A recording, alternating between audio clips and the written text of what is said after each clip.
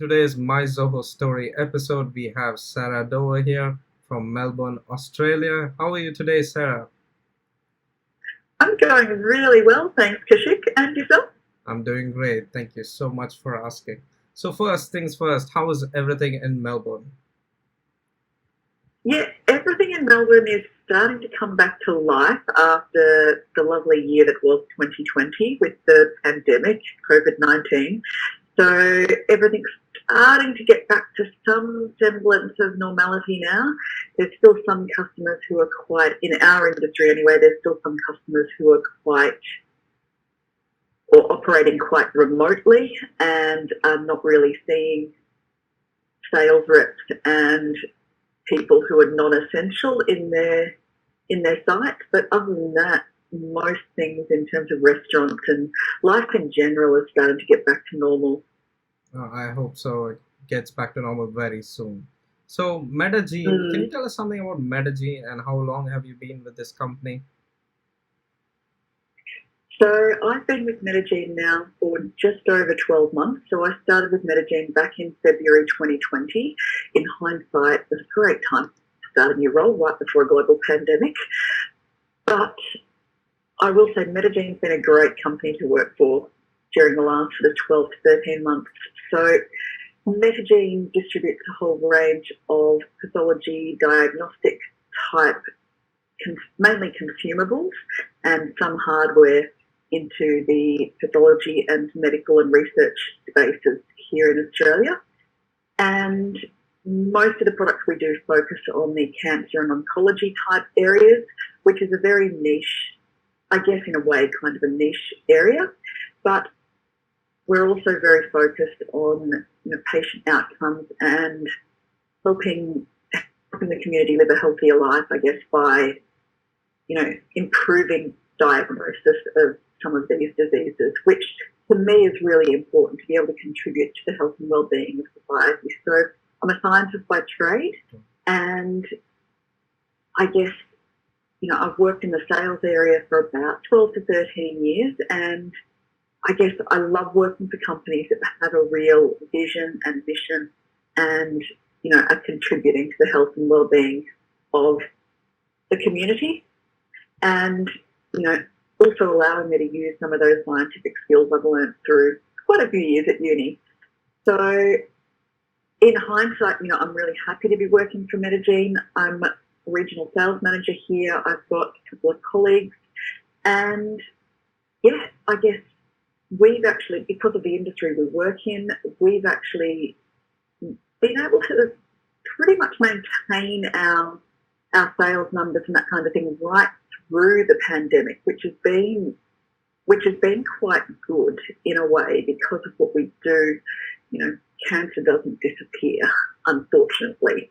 So we've been able to maintain a lot of our sales and that kind of thing throughout this whole period, which I guess, is a good thing in a way, although I wish it, maybe wasn't so given what we do in that cancer sort of space, because it means there's still a lot of people getting cancer and needing treatment. So, yeah, that's a bit about me and what I do. I've also got a couple of things that I do on the side as well. So I teach yoga and that kind of thing as well. So I'm also very into the health and wellness space on the side as well. So that's a bit about me. Wow. I have to ask you this. How do you manage to do so many things at the same time? So I guess time management is key, and having a calendar. I guess, I will admit I'm not perfect. I do occasionally drop the ball, but then again, we're all human. So we all have our moments, I guess. But yeah, time management is key. And, having a good up-to-date CRM and records and that kind of thing is vitally important as part of my time management. Perfect. So you use Zoho for even your other practices? Yeah, so at Metagene, we use Zoho CRM as our main CRM and also our quoting system. We've also started to look at things like Zoho Forms as well for some of our conference feedback and that kind of thing, even though that's something we started looking at implementing just before COVID-19 hit. And Unfortunately, we haven't really been able to implement that yet, but yeah, we use Zoho CRM extensively for all our contact management. We use it for tracking emails and that kind of thing that go out to customers, tracking quotes, and also managing most of our price lists as well.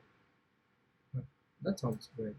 Now coming back to Metagene, so before the pandemic, and the company was, I'm sure it was doing what it does on a regular basis. So how did Metagene adapt to the pandemic situation? There must have been some things going into the first couple of months could have been, understanding how things work and then adapting the new business model. So how did things take place in Metagene at that time? So in terms of how we've adapted, basically my role was, or still is, I guess, very customer facing. And as part of that, I'd be out on the road most days, actually at customer sites, visiting customers in their labs and, looking at their processes, what they were doing, that kind of thing. And we were forced very quickly to change what we were doing because a lot of our customers are pathology labs. They were basically shut down. We were not allowed to visit them in person at all. So we've had to basically pivot that, because one of our key communication strategies with our customers was removed, that face-to-face contact, being able to walk into the lab and talk to people and have face-to-face appointments. That was completely cancelled basically overnight as the lockdowns were implemented. So we had to move completely to phone and also email communication with our customers. We found that, I personally have found that a lot of our customers have been, because of the firewalls and that kind of thing and IT security in a lot of hospitals, a lot of them are quite resistant to things like Zoom meetings and that kind of thing. And because they're in pathology labs, a lot of them were quite slammed, obviously doing COVID diagnostics at the start of the pandemic as well. So we had to obviously shorten that amount of time that we had to interact with them and move a lot to phone and email communication.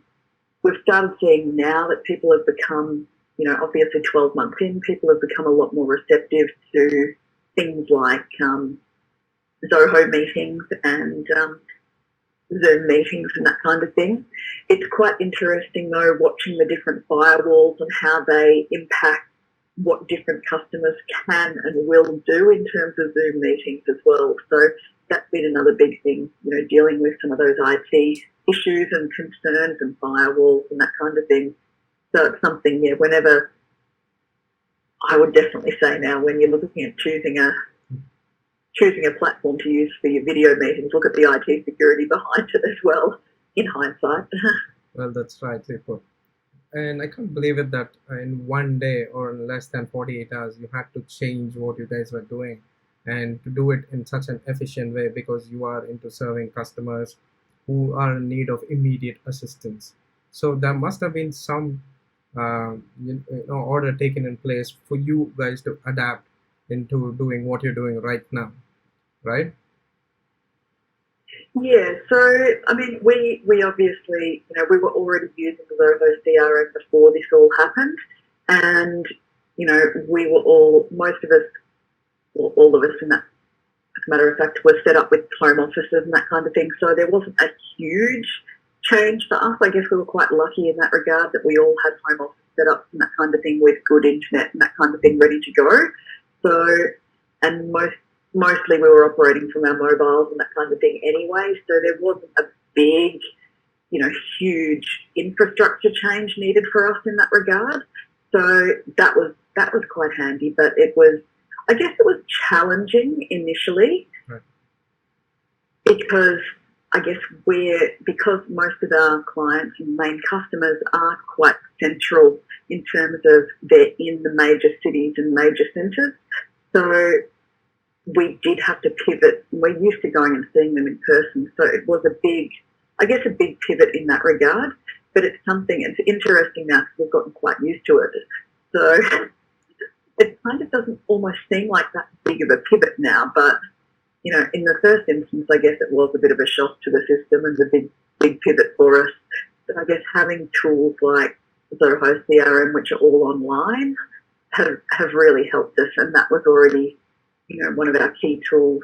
So I guess having ready access to all of those contact details and that kind of thing, and not having to rely on, paper records or Excel spreadsheets that might have been stored on someone's computer, having that cloud-based record allowed us to move really quickly in that regard. Absolutely. I think already having those cloud-based applications would help you guys to make the changes very quickly, I guess. Also, can you tell us something about your yoga instructing?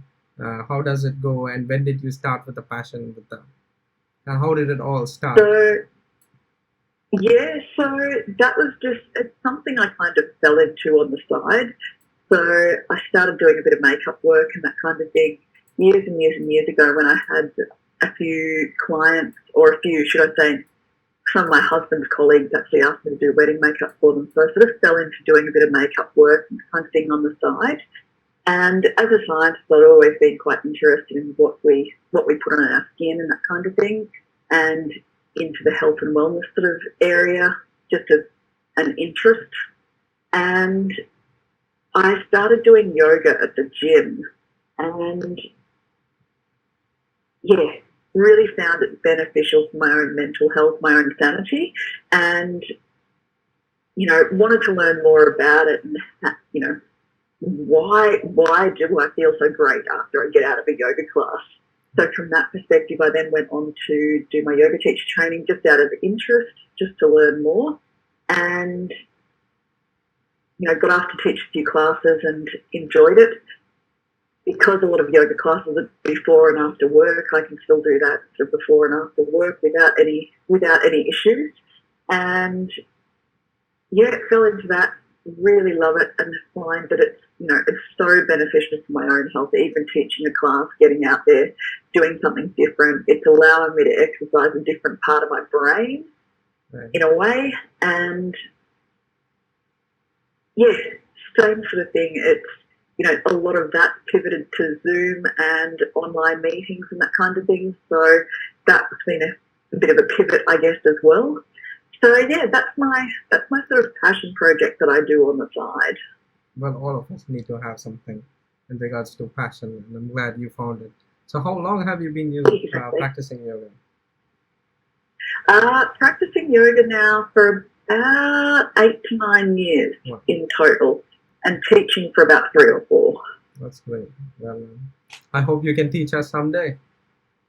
Yeah, hopefully that'd be awesome. Well, although you've got a wealth of good teachers over where you are, though. All right. That's right. Well, I thank you so much for all the insights that you've given us today, Sarah. It was a wonderful time talking with you, and I hope you have a great day.